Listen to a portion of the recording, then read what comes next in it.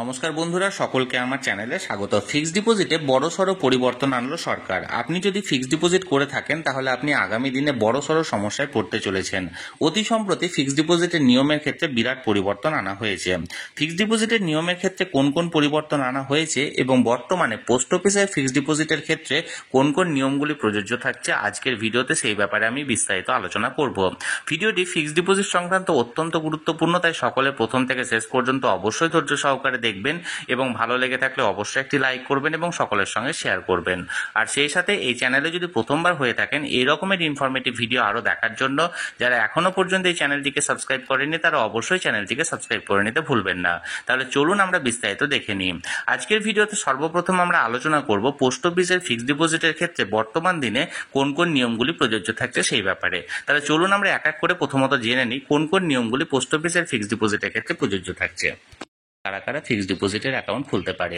এক্ষেত্রে আপনি single holder হিসাবে খুলতে পারেন বা জয়েন্ট হোল্ডার হিসাবেও খুলতে পারেন। জয়েন্ট হোল্ডার হিসাবে যদি খুলে থাকেন তাহলে ম্যাক্সিমাম 3 জন প্রাপ্তবয়স্ককে আপনি অ্যাড করতে পারেন এবং এক্ষেত্রে জয়েন্ট অপশন এ এবং জয়েন্ট অপশন বি এখানে অ্যাভেলেবেল আছে।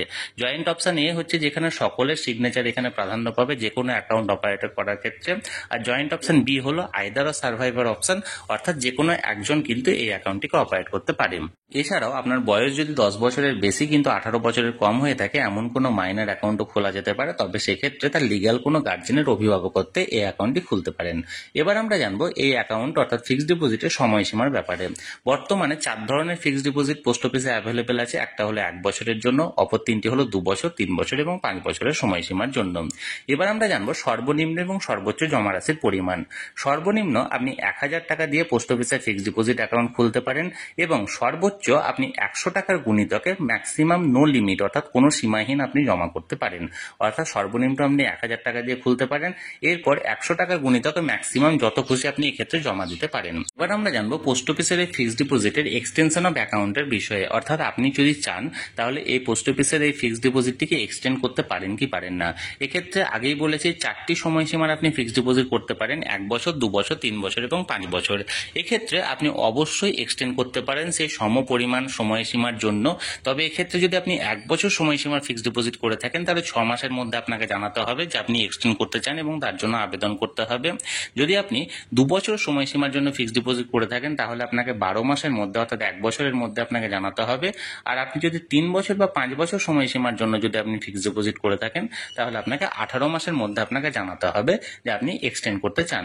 এবার আমরা জানবো পোস্ট অফিসের এই ফিক্সড ডিপোজিটটিকে প্রিম্যাচিওর ক্লোজ করা যায় কি যায় না। অর্থাৎ আপনার টাকার প্রয়োজনে আপনি পোস্ট অফিসের অ্যাকাউন্টটিকে ভাঙাতে পারবেন কি পারবেন না সময়ের আগে। অবশ্যই আপনি ভাঙাতে পারবেন অর্থাৎ প্রিম্যাচিওর করতে পারবেন, তবে সেক্ষেত্রে কিছু শর্ত আপনাকে দেওয়া হবে। প্রথম যে শর্তটি হলো অর্থাৎ অ্যাকাউন্টটি করার 6 মাসের মধ্যে আপনি প্রিম্যাচিওর করার সুযোগ পাবেন না এবং 6 মাস পেরিয়ে যাওয়ার পর আপনি যে কোনো সময় ভাঙাতে পারেন, তবে সেক্ষেত্রে কিছু পেনাল্টি চার্জ এখানে উল্লেখ করা আছে। প্রথমত আপনি যদি 6 মাসের পরে ভাঙান কিন্তু 1 বছরের আগে ভাঙাতে চান অর্থাৎ প্রিম্যাচিওর করতে চান, সেক্ষেত্রে আপনাকে পোস্ট অফিসে যে সেভিংস অ্যাকাউন্টের ইন্টারেস্ট রেট সেই ইন্টারেস্ট রেটটা আপনাকে প্রোভাইড করা হবে। অর্থাৎ ধরুন আপনি 1 বছরের একটি ফিক্সড করেছেন কিন্তু 9 মাস সময়সীমার পরে আপনি ভাঙাতে চাইছেন অর্থাৎ প্রিম্যাচিওর করতে চাইছেন, তাহলে সেক্ষেত্রে বর্তমানে পোস্ট অফিসের সেভিংস অ্যাকাউন্টের যে ইন্টারেস্ট রেট সেটা হলো 4%। এই 4% আপনাকে প্রদান করা হবে 9 মাসের জন্য, অর্থাৎ ফিক্সড ডিপোজিটের ইন্টারেস্টটা আপনি পাবেন না। এবার আপনি যদি ধরুন 2 বছর, 3 বছর বা 5 বছর সময়সীমার ফিক্সড ডিপোজিট করেছেন এবং আপনি যদি সময়সীমা কমপ্লিট হওয়ার আগে যদি প্রিম্যাচিওর করতে চান তাহলে সেক্ষেত্রে সম্পূর্ণ বছরের জন্য আপনি 2% পেনাল্টি হারে আপনি এখানে পেনাল্টি কাটা হবে, আর বাকি খুচরো মাসের জন্য সেভিংস অ্যাকাউন্টের ইন্টারেস্ট আপনাকে প্রদান করা হবে। অর্থাৎ একটি উদাহরণস্বরূপ বলতে গেলে ধরুন আপনি 5 বছরের সময়সীমার জন্য ফিক্সড করেছেন এবং সেই 5 বছর টিডি অর্থাৎ টার্ম ডিপোজিটের ক্ষেত্রে ইন্টারেস্ট আছে আপনার 7.5%। এবার আপনি ধরুন 3.5 বছর পর আপনি এই অ্যাকাউন্টটিকে প্রিম্যাচিওর করতে চাইছেন অর্থাৎ 3 বছর 6 মাসের পর, তাহলে সেক্ষেত্রে আপনাকে 3 বছর যেটা কমপ্লিট হয়েছে সেই 3 বছরের জন্য 2% লেস পেনাল্টি আপনাকে দিতে হবে ইন্টারেস্টের উপর। অর্থাৎ সেই 3 বছরের জন্য আপনি ওই টাকার উপর 5.5% অর্থাৎ যেহেতু 7.5% ইন্টারেস্ট আপনি করেছিলেন তাহলে সেক্ষেত্রে 5.5% আপনি এখানে ইন্টারেস্টটা পাবেন। আর যে খুচরো মাসটা অর্থাৎ যে 6 মাসটা আছে সেই 6 মাসের জন্য আপনাকে সেভিংস অ্যাকাউন্টের ইন্টারেস্ট অর্থাৎ 4% হারে ইন্টারেস্ট দেওয়া হবে। অর্থাৎ আপনি যদি 1 লক্ষ টাকার এখানে ডিপোজিট করে রাখেন তাহলে ওই 1 লক্ষ টাকার উপর 3 বছরের জন্য পাবেন 5.5% এবং 6 মাসের জন্য পাবেন আপনি 4% হারে, এবং এইটা আপনাকে পেনাল্টি হিসাবে কাটা হবে। আশা করি বিষয়টি আমি বোঝাতে পেরেছি। এবার অনেকেই জানতে চেয়েছেন যে পোস্ট অফিসের এই ফিক্সড ডিপোজিট অ্যাকাউন্টটিকে এক স্থান থেকে বা এক পোস্ট অফিস থেকে আরেক পোস্ট অফিসে ট্রান্সফার করা যায় কিনা। অবশ্যই যায়, আপনি ভারতবর্ষের যে কোনো পোস্ট অফিসে আপনি নিজের অ্যাকাউন্টটিকে ট্রান্সফার করতে পারেন। এক্ষেত্রে কোনো পেনাল্টি বা কোনো আপনাকে চার্জ দিতে হবে না। 2, আপনি নমিনেশন ফেসিলিটি অ্যাড করতে পারবেন কিনা। অবশ্যই পারবেন। আপনি আপনার পরিচিত কোনো একজন ব্যক্তিকে নিজের ফিক্সড ডিপোজিট অ্যাকাউন্টে নমিনি হিসাবে অবশ্যই রাখতে পারেন, সেক্ষেত্রে কোনো রকম কোনো সমস্যা নেই। এবার আমরা জানবো বর্তমানে ফিক্সড ডিপোজিটের ইন্টারেস্ট রেটটি কত দেওয়া হচ্ছে পোস্ট অফিসের তরফ থেকে। আমি আগেই বলেছি পোস্ট অফিসে বর্তমানে 4 ধরনের ফিক্সড ডিপোজিট আছে, 1 ইয়ার, 2 ইয়ার, 3 ইয়ার এবং 5 ইয়ার, এবং প্রত্যেকটি টার্মের জন্য ইন্টারেস্ট রেট এখানে ভিন্ন আছে। 1 ইয়ারের জন্য আপনাকে দেওয়া হবে 6.9%, 2 ইয়ারের জন্য দেওয়া হবে 7%, 3 ইয়ারের জন্য দেওয়া হবে 7.1% এবং 5 ইয়ারের জন্য দেওয়া হবে 7.5%। এবং সব থেকে একটি গুরুত্বপূর্ণ বিষয় হলো আপনি যদি 1 বছর সময়সীমার জন্য ফিক্সড ডিপোজিট করে থাকেন তাহলে সেক্ষেত্রে আপনাকে তো সুদ সহ পুরো আসলটা আপনাকে ফেরত দেওয়া হচ্ছে 1 বছর পর। কিন্তু 2 বছর, 3 বছর বা 5 বছর সময়সীমার জন্য যদি আপনি এই ফিক্সড ডিপোজিট করে থাকেন তাহলে প্রতি 1 বছর অন্তর অন্তর যে ডেটে আপনি ফিক্সড ডিপোজিট করেছেন সেই ডেটে আপনাকে ইন্টারেস্টটাকে আপনার সেভিংস অ্যাকাউন্টে ট্রান্সফার করে দেওয়া হবে। অর্থাৎ ফর এক্সাম্পল আপনার ধরুন 2 বছরের জন্য আপনি এখানে ফিক্সড ডিপোজিট করেছেন, তাহলে প্রথম বছর পর আপনাকে 7% হারে আপনার যে টাকাটা ছিল সেই ইন্টারেস্টটা আপনাকে দিয়ে দেওয়া হবে।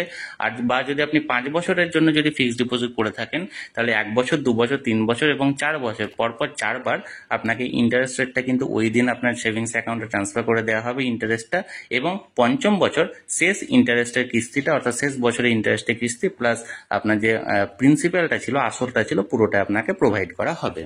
চলুন এবার এক নজরে দেখে নেওয়া যাক পোস্ট অফিসে যদি আপনি টার্ম ডিপোজিট অর্থাৎ ফিক্সড ডিপোজিট করে থাকেন তাহলে পোস্ট অফিসের তরফ থেকে কত টাকা আপনাকে রিটার্ন দেওয়া হবে 1 লক্ষ টাকার উপর। সর্বপ্রথম আপনি যদি পোস্ট অফিসে 1 বছরের জন্য 1 লক্ষ টাকার ফিক্সড ডিপোজিট করে রাখেন তাহলে 6.9% হারে আপনাকে 7,081 টাকা আপনাকে প্রোভাইড করা হবে, এবং যেটা 1 বছর পরে আপনাকে সুদ এবং আসল একসঙ্গে আপনাকে ট্রান্সফার করে দেওয়া হবে।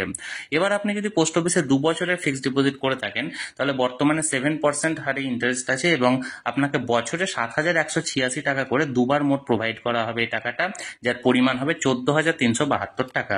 এবার আপনি যদি 3 বছরের ফিক্সড ডিপোজিট করে থাকেন তাহলে আপনাকে 7.1% হারে ইন্টারেস্টে আপনাকে প্রতি বছর 7,291 টাকা করে দেওয়া হবে, অর্থাৎ মোট 3 বার দেওয়া হবে, যার মধ্যে প্রথম 2 বার পাবেন আপনি 1 বছর অন্তর অন্তর এবং শেষেরটা পাবেন আসলের সাথে, অর্থাৎ মোট 21,873 টাকা আপনাকে দেওয়া হবে। এবার যদি আপনি পোস্ট অফিসে 5 বছরের জন্য ফিক্সড ডিপোজিট করে থাকেন তাহলে সেক্ষেত্রে 7.5% হারে আপনাকে প্রতি বছর 7,714 টাকার হিসেবে আপনাকে 5 বার দেওয়া হবে, অর্থাৎ 5 বারে আপনি মোট 38,570 টাকা পাবেন, যার মধ্যে প্রথম 4 বার আপনি বছরে 1 বার করে পাবেন এবং শেষের বার আপনি আসলের সাথে পেয়ে যাবেন।